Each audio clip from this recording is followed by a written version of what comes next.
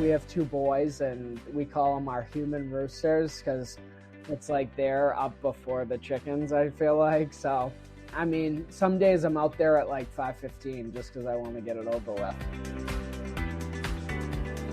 Starting a small family farm was a dream for Zach Gobay and his wife, but it isn't always easy. I'm Elizabeth Pearson Garr, and on this episode of the Experience podcast, Zach gives us an insider's look at creating the farm, as well as life as a stay-at-home dad and as the creator of his popular Instagram page, New England Dad. Hi, Zach. Thanks so much for making the time to be on my podcast. I'm excited to talk Absolutely. to you. Thanks for having me. Yeah, I think you have a really interesting story that I'd love to hear more about. I don't know if a lot of people would go and buy a piece of property and start making a farm out of it and raise a couple kids there. So what inspired you to do this? I think it's something that's always been in the back of my wife and I's mind. We've been together since we got out of college. We're both originally from New Hampshire, and we were living in Massachusetts at the time. And it was kind of always one of those, like, we'll move back to New Hampshire eventually. And the pandemic happened, and we were home with our son full time for a long time. And we actually had a little cabin up in the mountains on the other side of the state. And we were up there so much, and we just kind of said, like, besides work, why are we living here? We decided to make the change, and we're lucky. My wife's parents live 2 towns over, so about a half an hour away. Oh, that's great, especially with little kids. Yeah, so that's nice. So they take the kids like once a week, and yeah. So what were you looking for in a piece of property? You know, when we moved back, we were thinking like 10 acres, just something to be able to do what we want in the future if we wanted to expand. But, you know, we weren't thinking anything big. And we ended up finding the place that we have now, which is close to 60 acres. Wow. And we didn't know we were looking for it, but when we found it, we kind of just like fell in love with it. And we're surrounded by woods. We can't see anybody, and it's nice. You know, I think our dream more than anything than the farm was just to have our kids be able to kind of go outside and not hit a road if they didn't want to all day, and just play in the woods and have that type of lifestyle. So I think even before the idea of the farm, we always kind of like to like grow vegetables and things like that, but it was more of just like how we wanted to raise our kids. For us, it works. So what did it look like when you bought it compared to what it's like now? What have you done? Yeah. I've seen your Instagram. Oh, yeah. It seems like you've done a lot on the farm side, and you've got ducks and a lot of vegetables and fruits and all sorts of stuff. Yeah, so we probably bit off a little bit more than we could chew this year, but that's kind of typical of me. But yeah, so we're almost here a year now. We moved in last August, and you know, we kind of did everything in the spring. We actually did maple syrup starting in March, which was awesome. That was so much fun. Definitely something that we're going to expand on in the future. And then we went into growing our seedlings, and we got ducks, and now we have chickens, and we have rabbits too. We use the rabbits for like compost, and they make good manure. So we have those 3 things going on right now. If I could go back in time and probably not do one of them, it might be the ducks. The ducks are a little crazy for me. Their personalities, or they're high maintenance, or what? They're very, they have no chill to them, is what I like to say. They're just like very flighty, but they're good. So everything's kind of smoothing out. And we have, I think we have 3 gardens plus our flower garden. So we have 4 gardens going. One has like row crops with potatoes and corn in it. And then we have a lot of tomatoes and things like that. So I think next year we'll probably like try and keep it the same for a year, get better at what we're doing, and not add anything yet. Because I think we could have probably done 1 animal this year, and it still would have been a challenge. And there's definitely some mornings that I wake up and I'm like, oh, what did I get myself into? But it's with any habit, it's one of those things that it gets easier. But as much as I like to do it, there's definitely days where it still feels kind of like a job sometimes. Yeah, I'm sure. Yeah. You got chickens waking you up in the morning probably. And yeah. So you said you like to garden earlier, but do you have other experience in doing all of this, or have you been learning as you were going? Yeah, so I grew up in a family that, we like to say that food was like very important to us, always kind of like a central theme in our family. We always ate dinner together every night, and my dad loved to cook, and my dad always had a big garden. My parents worked a lot. They both had like pretty busy blue collar type of job, so they didn't really have the opportunity to do a lot outside of the norm. So I learned a lot from my dad from the gardening side, and now I'm like getting into animals, and they kind of can't believe. My mom's definitely not like an animal person. They think it's funny. And so I taught science for 5 years, Oh, wow. elementary science. And in that, I ran like a big school garden, and started like learning about some aquaponics, which I want to get into in the future. And so it was definitely like a thing to do while I kind of stayed home with the kids right now. I don't know whether in the future I'll go back into teaching, or we'll do some type of educational aspect with our farm, or, we're kind of taking that one day at a time right now, and fortunate to be able to do so. Can you describe what aquaponics is? Yeah, so it's you working with plants and fish at the same time. So Wow. you grow things like lettuce, and you kind of grow it in these trays that sit on top of the water, and the fish eat and they poop, and that water goes through like the filter, and then all those nutrients get into the water that the plants are in. So it's all like this continuous system, and you can Oh, do it inside. You obviously need like a greenhouse or a heated building. You can grow a lot of produce in a small amount of space doing stuff like that. and it sounds Yeah. really environmentally sound. You're not really using extra water and things, right? Yep. So the water keeps getting filtered through. You're obviously using the electricity for the pumps and stuff like that. Mhm. But yeah, it's very sustainable. You could eat the fish depending on what type of fish you keep in there.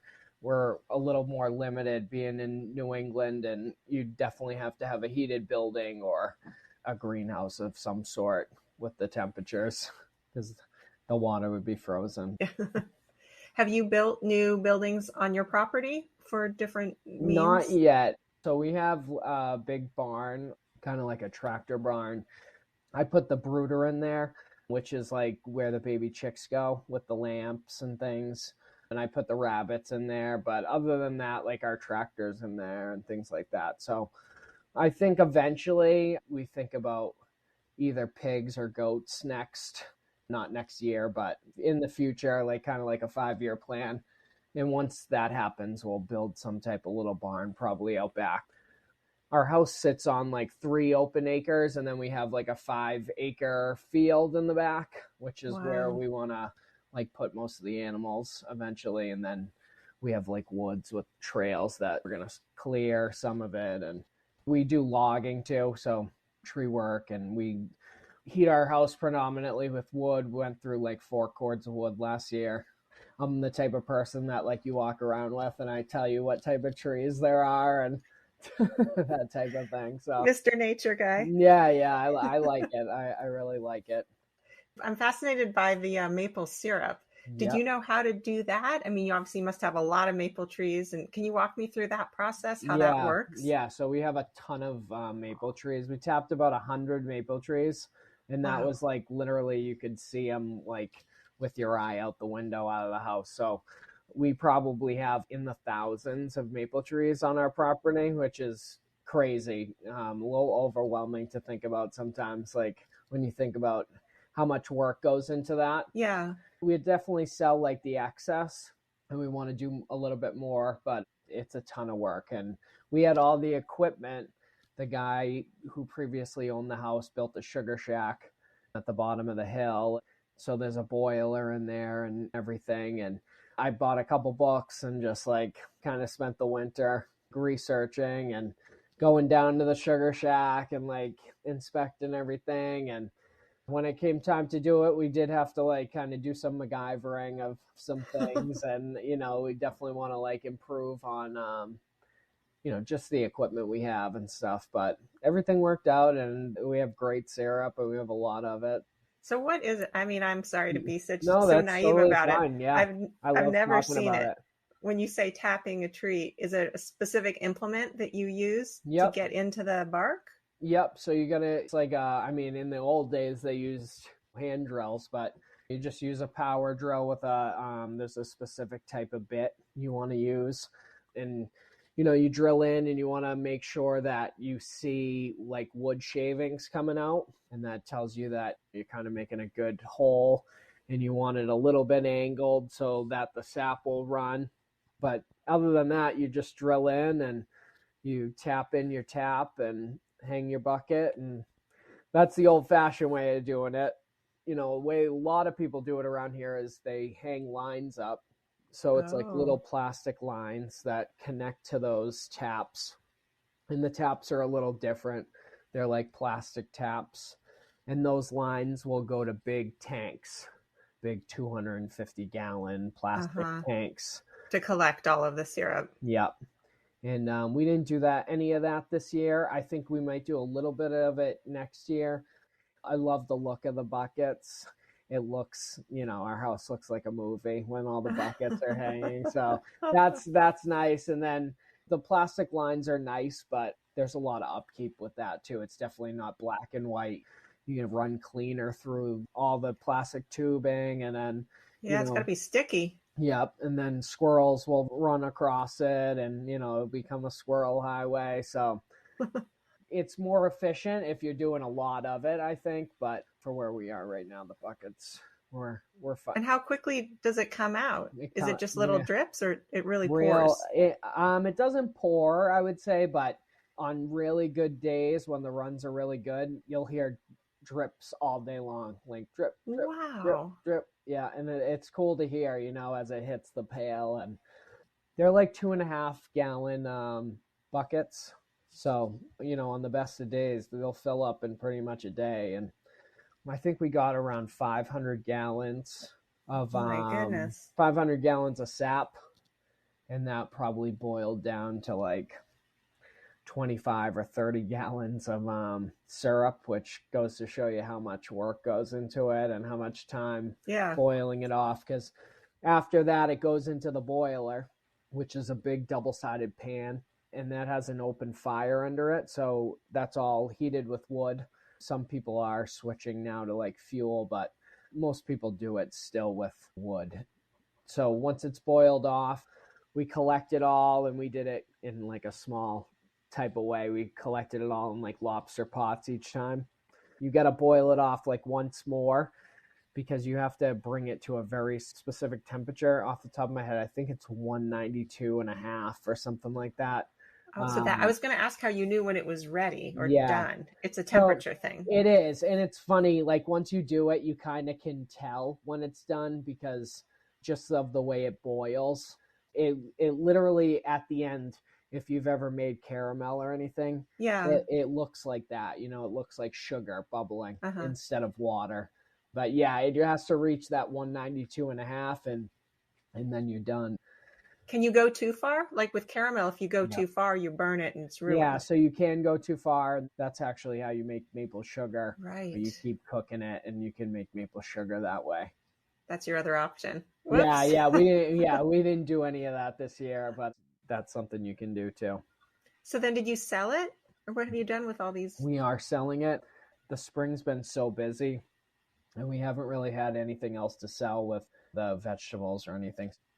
We're on kind of pretty main road, so we're turning the Sugar Shack into like a little farm stand towards the end of the summer. We're going to sell it out of there. Is that your goal with a bunch of stuff? Like once it gets bigger and up and running, are you going to try to sell flowers and vegetables and all sorts of things? Yeah, so we're kind of, this year has been like a big experimental year, kind of seeing like what's going to grow and what's not going to grow. It's crazy. We're in the mountains, and it gets really cold here, and it's like 48 degrees. I mean, your peppers aren't growing, your tomatoes aren't growing. They're not dying, but they're not happy. They're not thriving, yeah. So it's like thinking about getting a greenhouse in the future for things like that, but also just thinking about like what can we produce like on a bigger scale that will be easier for us. So we're trying mushrooms. We're growing like shiitake mushrooms and wine cap mushrooms because it's pretty like we get a lot of rain here, and it's just, you know, the humidity and things like that. And we have a lot of tree coverage, obviously. So growing mushrooms is an idea. And so we're just kind of trying to see what we like to do and what we don't like to do. And is this mostly your doing, or is your wife really involved in this too? Or does she have a different job that she's mostly consumed with? Yeah, so my wife is the breadwinner of the family. I'm a stay-at-home dad, so she helps out when she can, and she's definitely involved, like on board with everything. Her and I's hope is that, you know, in the future, whatever it may be with our land, you know, turn it into something where we can both be working full-time on it in some sense.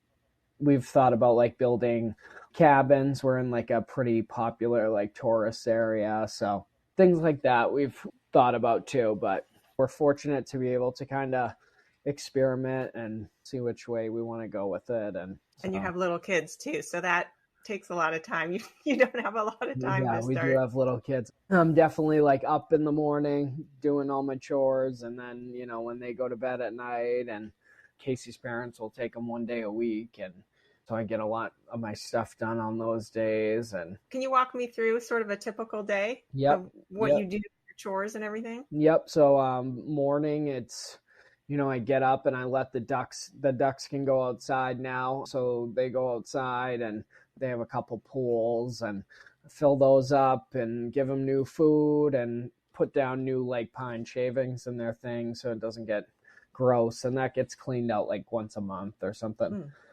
And then the chickens are still inside full time.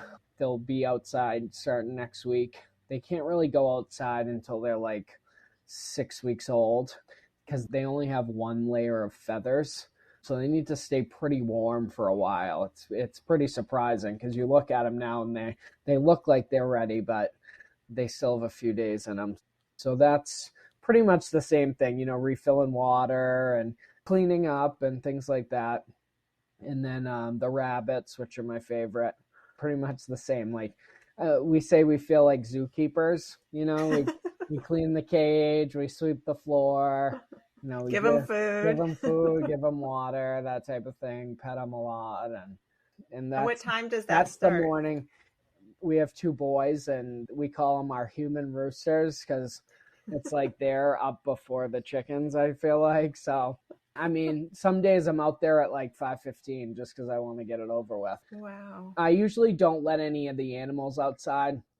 Like I won't let the ducks outside until like 8 o'clock or so, just because with certain predators like hawks and things like that, hawks are out early looking for food. And then once they find their food, they kind of go and settle for the day. Same with bears. Same with, you have bears near you? Oh, yeah. Yeah, we have a lot of bears. Yeah, we have bears.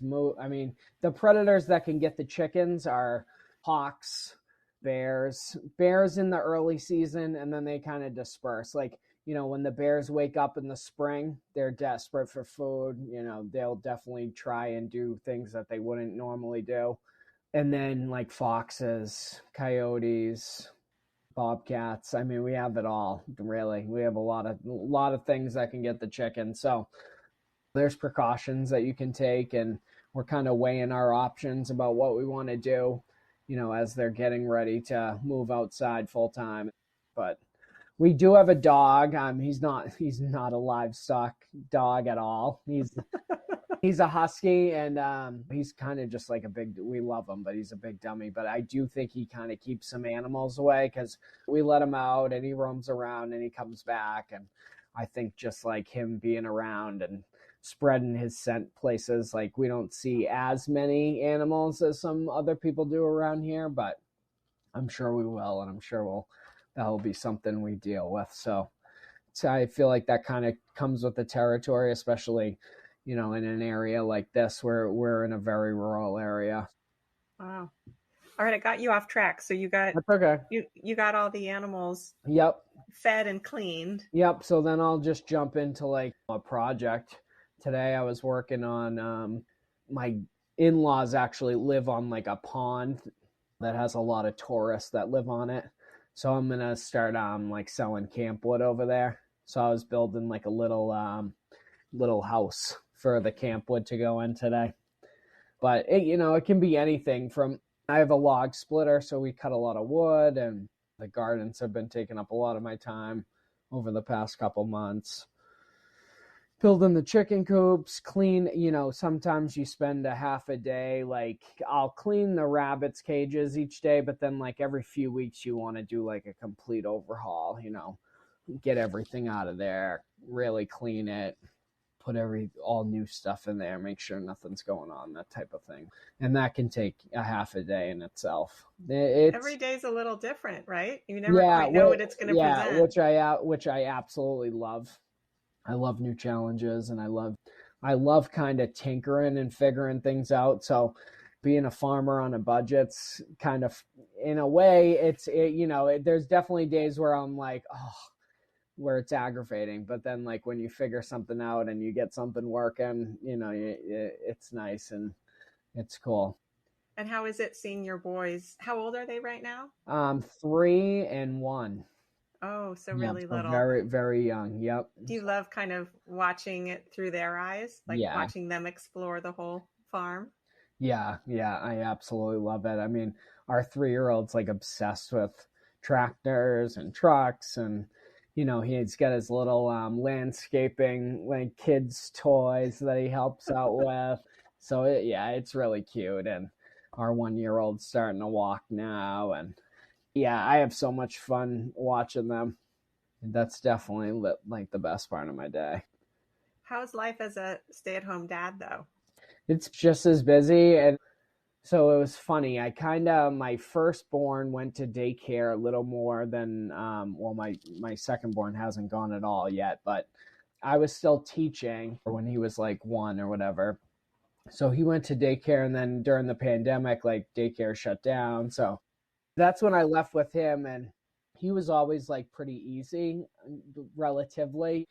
He would sit for a second, where like my secondborn now, like that he's like moving around, is just like the total opposite. And like, there's not like a free second in the day besides like nap time, and like you pray that they take a nap. Yeah. But that's fun too. And like during the colder months, it was a little harder because the baby definitely couldn't like go out and ski.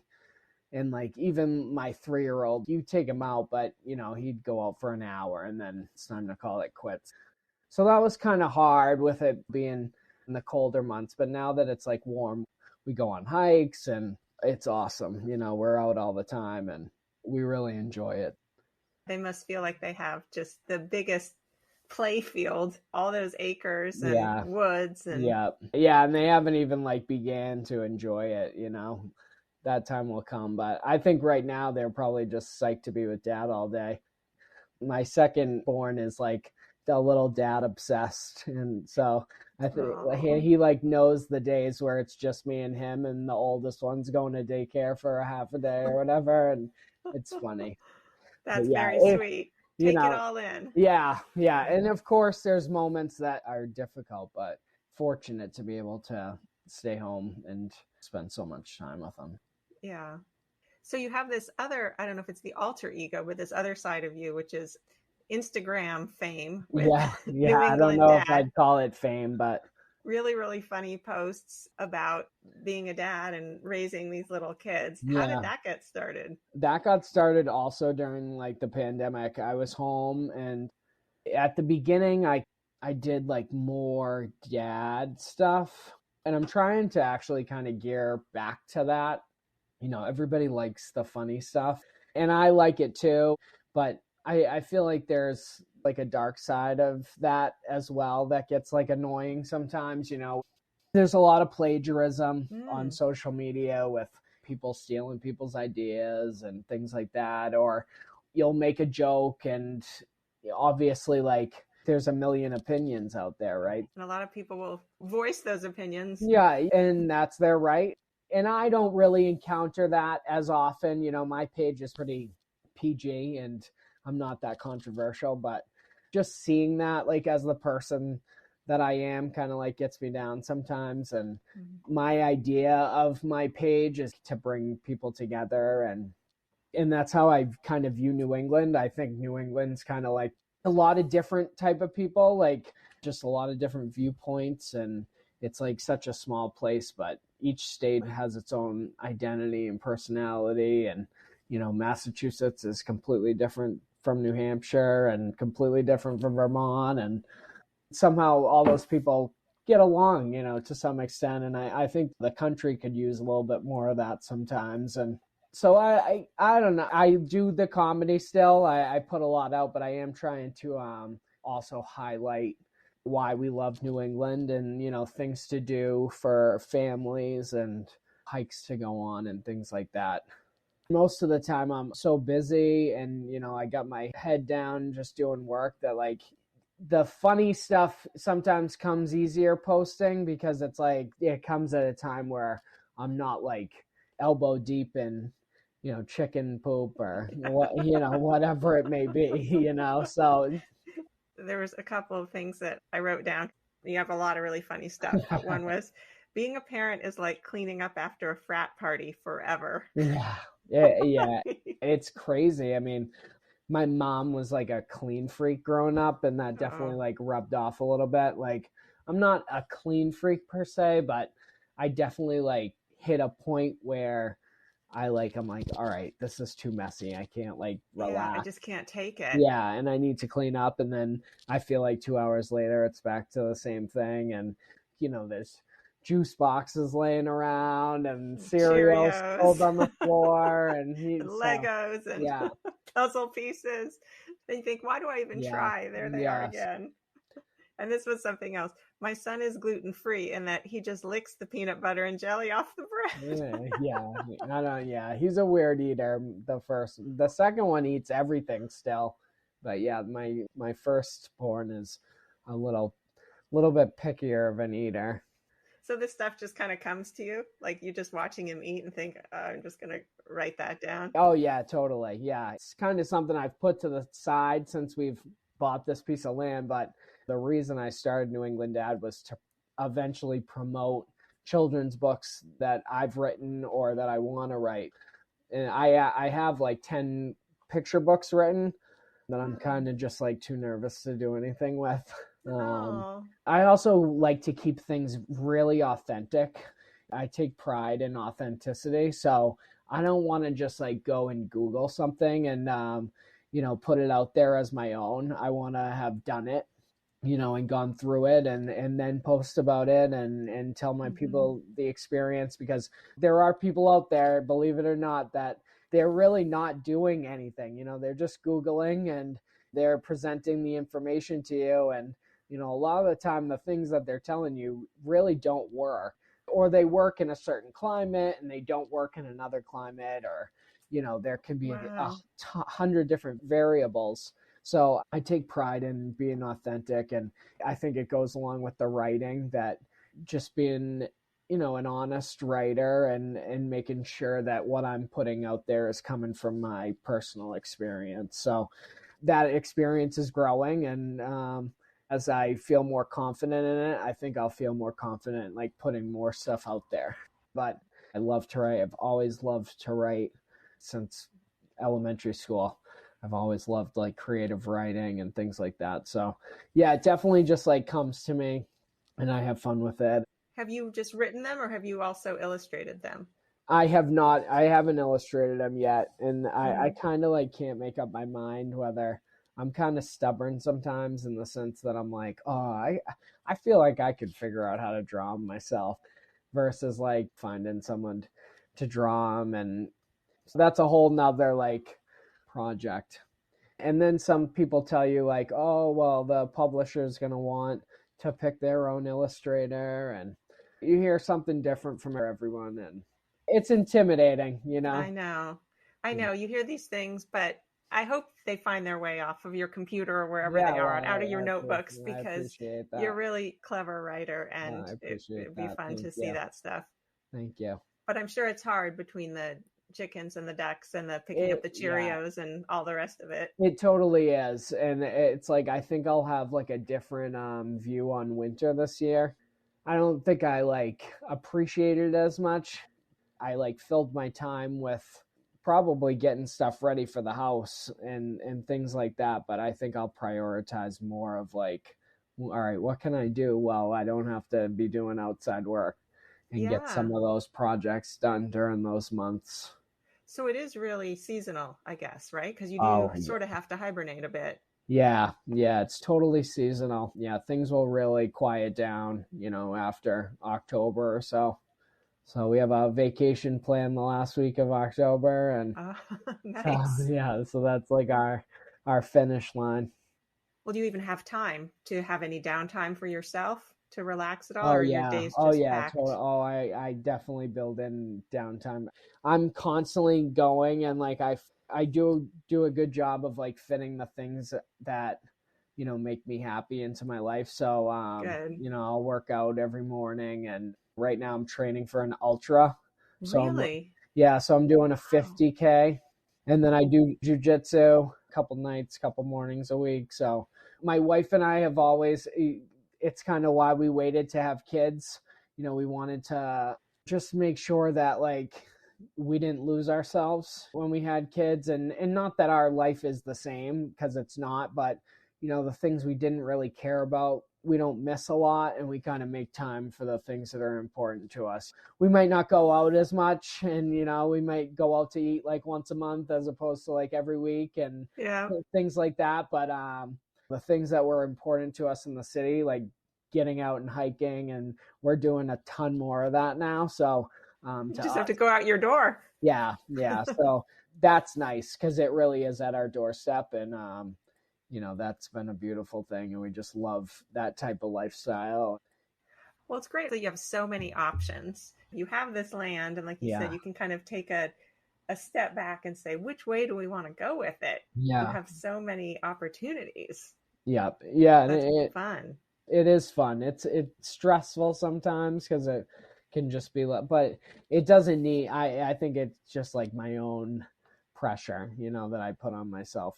Like I said, we're lucky to be able. We don't really like need an income off of it right now, so it's nice to be able to experiment and figure out what's going to work and what we want to do here. And another thing that we said when we moved was, like, my wife went to business school. She has her MBA, and she's always been like an we both kind of are entrepreneurial people. And I think one thing we said when we moved was that we'd like to be like part of a community and help build a community.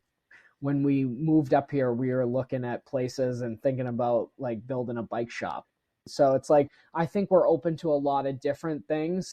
And just with that idea in mind of in the future, we'd love to be like a centerpiece of a community where people go and help the community, and, they help us and things like that. And, getting back to just a simpler frame of mind.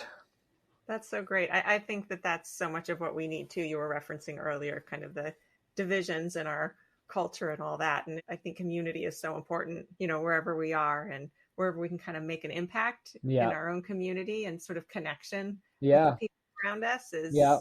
is really a step in the right direction. Yep. Yeah, and it's funny, like with the teaching side of things, that has been such a big part of my life, and it's something that I do think about a lot. Is like, I grew up in a more rural area, and I went and taught for like 12 years in a very urban setting. Mm, And I think that like I got to a point where I feel like if I do go back to teaching, I could do like great things in a rural setting, because I have such a different point of view than maybe some kids that I grew up with, and without like bringing up specific issues, just seeing different mindsets and things like that. I think kids need to be exposed to a variety of people. So, I, yeah, you broadened your experience, and then you could bring that back. yeah, exactly. Hmm. Yeah. Well, it's really inspiring what you're creating there. And I love how it's kind of a work in progress. You're Yeah. just figuring it out and following a dream. And I think that's a really cool way to live. Yeah, well, thank you very much.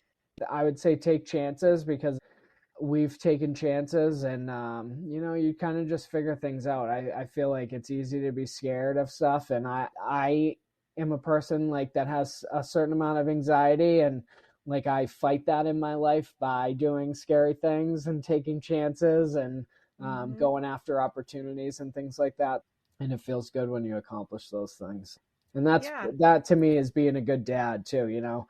How can I tell my kids to go out and chase their dreams if I don't chase mine? So I would fully agree. I mean, if you're just following some scripted path that somebody else scripted for you, or maybe even that you scripted for yourself, that could change. So keep it wide. Let yourself have some flexibility. Yeah, 100%.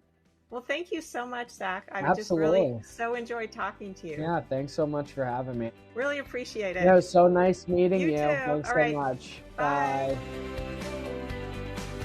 I had such a good time talking with Zach. I don't think starting a farm will ever be in my future. My vegetable garden is probably enough for me. But still, I think a lot of what he shared can apply to all of us. Here are some of my takeaways from our conversation. Number 1. Sometimes biting off more than you can chew is actually good. Next thing you know, you may end up experimenting with growing various mushrooms or chasing around ducklings with no chill. 2. It doesn't hurt to get up early, whether it's to feed the chickens, get your kids an early breakfast, or just check some things off your list for the day. 3. When you're taking on a new adventure, keep a beginner's mindset. Be open to learning, experimenting, trying new things. Maybe this year we grow corn. Maybe next we add goats. Some things will work, some won't. It's all part of the process. 4. Think what it would be like if everyone had the mindset of wanting to create and contribute to a sense of community. 5. One way to fight anxieties and fears is to take risks, lean into challenges, go after opportunities. And finally, number 6. When life gives you maple trees, make maple syrup. I'd like to thank Zach Gobay for taking time to share his experiences with me. If you'd like to learn more about Zach and find his Instagram page, please go to our website, theexperiencepodcast.net. You can also find all of our past episodes there and see how to follow us on social media. Please sign up for our newsletter and tell a few friends about this podcast too. I'm Elizabeth Pearson Garr. Thanks for joining The Experience.